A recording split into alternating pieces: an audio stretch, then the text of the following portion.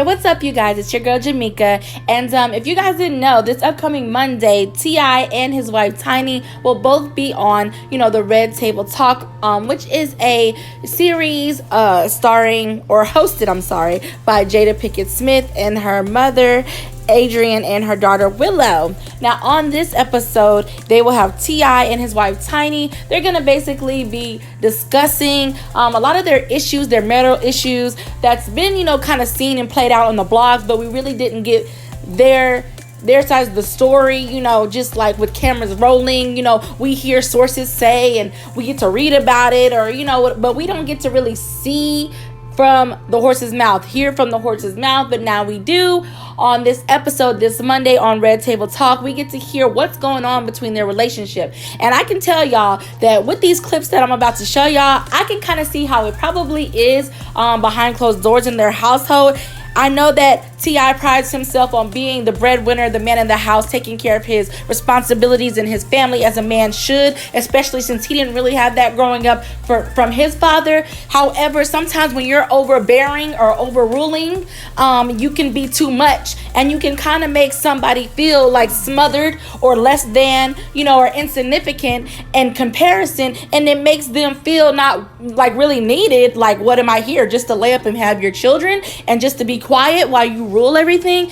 No. So I can kind of see where Tiny might be like, feeling like she's not important enough to be heard. She's not respected in the relationship, because in these clips he kind of did come off as like, cutting her off and coming off as just overwhelming, overruling, overbearing. But because they're in this setting, he hushed his mouth. Now, don't get me wrong, I do believe that a man should be the head of the household. He should provide for his family. You know what I'm saying? Now, if they do decide to allow the woman to work as well, so they can share bills, then that's their business. But if they do feel like it's best that a man be the only one working and she, be a stay-at-home mom, then that's cool too. Whatever works for your family and y'all's dynamic, that's y'all's business. However, for you as a man to be like, I'm the king of the house, I do this, my rules, my, da-da-da-da. And if I feel like you combat with that or you don't agree with that, then we have a problem. It should not be over stifling like that, or overbearing, or overpowering like that.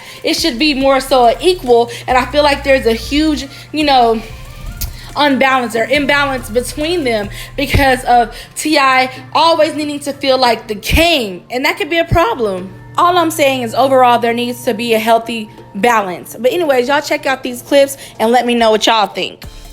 Once I got on my own 2 feet, I felt like I should have a voice too. Yes. And that voice, it was a little different from what he was used to. Right. So that, to me, is what caused the issue. Was it because I'm just being outlandishly disrespectful? Because if you recall, you could not move, you cannot go anywhere. I was still in the house, like I was on probation, doing all the things. But because I had a voice that was not so timid, like to me, this is my it's her perspective. It's her perspective too. I feel like it's her perspective. He felt like it's not the woman I left, and this is not what I want.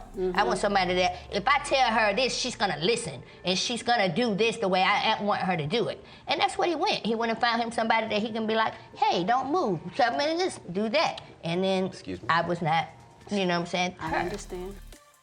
When I went to prison, I guess she felt like, well, now I have to figure out what I'm gonna do. Right. Because I don't have you here to continue the protocols and the practices that we have established in the fundamental stages of this relationship. So when I got back, the world was upside down. She kind of had an air like, it's my time. You know what I'm saying? Right. I thought we were just gonna hit the ground running and get back to things being the way they were. And there was an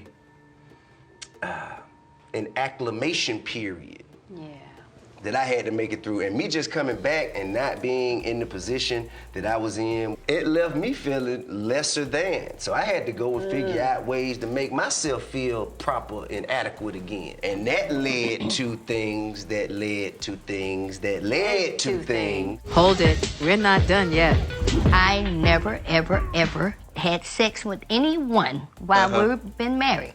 I have never, ever, ever lied about this on the table talk. This conversation, this problem is the exact same thing Will and I had to work through. Next, Red Table Talk.